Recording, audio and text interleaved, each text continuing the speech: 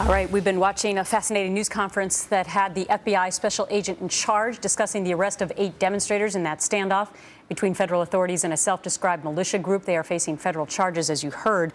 You had 3 people speaking. That sheriff, quite emotional there, saying that you don't arm yourself up when you see a problem in your government. You try and find a peaceful resolution. These are the 7 people now, currently 7 of the 8 under arrest. Our legal panel is here: Dan Schorr, former prosecutor; Jonna Spilborn, defense attorney and also former prosecutor.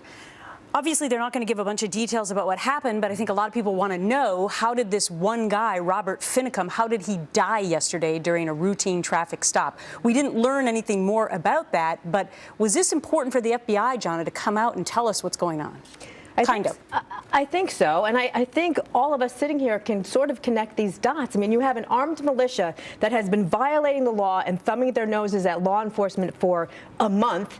They happen upon a standoff with the FBI. They are armed. You have to presume that one of the law enforcement felt that their life was threatened and did what law enforcement does in the face of a threat of that nature. Dan?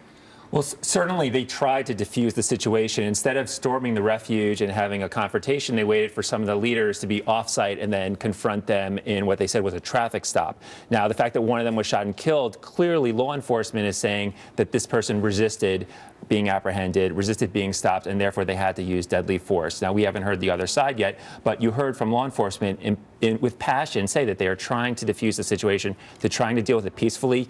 Confronting people away from the refuge certainly is consistent with that. Unfortunately, it led to one person being killed. Okay. They also went on to say that this militia has had ample opportunity to leave the refuge peacefully, that when you have actions, they are not without consequences. Let's talk about these charges right now. Federal felony charges of conspiracy to impede officers of the United States from discharging their official duties through the use of force, intimidation, or threats. In layman's terms, what does that mean? Basically, they're getting in law enforcement's way, essentially. And even though this is a felony, it's not a felony that's going to put anybody away for life. I looked up the statute, and it says that the exposure is 6 years prison, which, when all is said and done, isn't a whole lot of time. It's not like they're going to go away for 20 to life.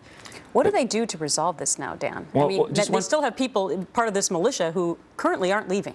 Right, and now the big question is, what do the people do who are at the refuge? Because their leaders have been either apprehended, one has been killed. Does that make them leave? Does that embolden them? Hopefully the message that law enforcement communicated there was, it's time now to resolve this peacefully and address your concerns through lawful means, not through armed occupation of the wildlife refuge. And we'll see what happens, but law enforcement clearly has run out of patience. They said that the concerns go beyond the wildlife refuge, that it's tearing apart the whole community, and that they can't just wait them out. But they're trying to do it, it sounds like, in as peaceful way as possible. Unfortunately, with that stop yesterday, it led to bloodshed. All right, and 7 of those 8 are going to have their first court hearing 4:30 Eastern time, so we will keep everyone apprised of what happens then. Dan, John.